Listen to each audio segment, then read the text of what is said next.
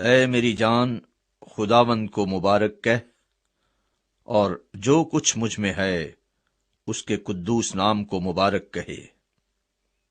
اے میری جان خداوند کو مبارک کہہ، اور اس کی کسی نعمت کو فراموش نہ کر۔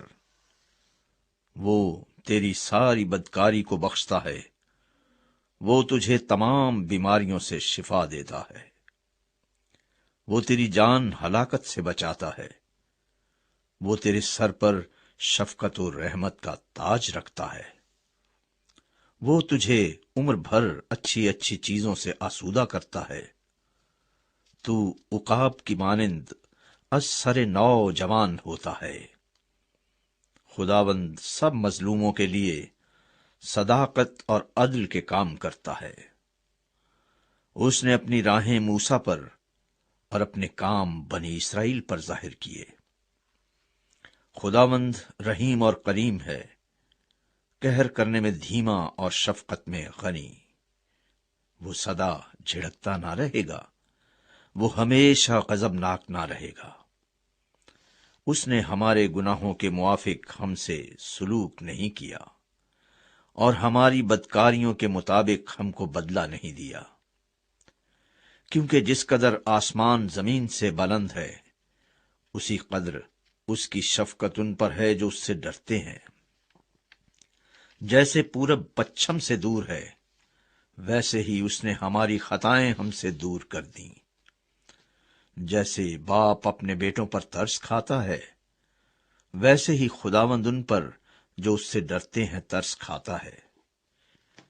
کیونکہ وہ ہماری سرشت سے واقف ہے، اسے یاد ہے کہ ہم خاک ہیں، انسان کی عمر تو گھاس کی مانند ہے۔ وہ جنگلی پھول کی طرح کھلتا ہے کہ ہوا اس پر چلی اور وہ نہیں، اور اس کی جگہ اسے پھر نہ دیکھے گی۔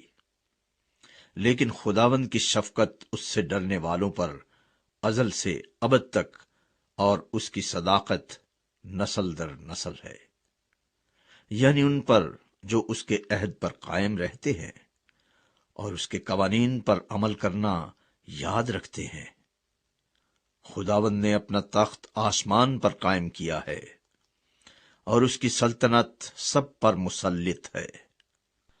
اے خداوند کے فرشتوں، اس کو مبارک کہو، تم جو زور میں بڑھ کر ہو اور اس کے کلام کی آواز سن کر اس پر عمل کرتے ہو۔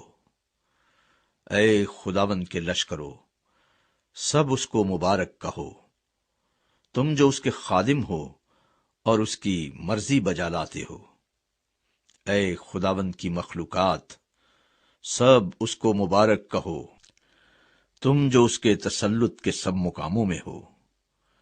اے میری جان، تو خداوند کو مبارک کہہ۔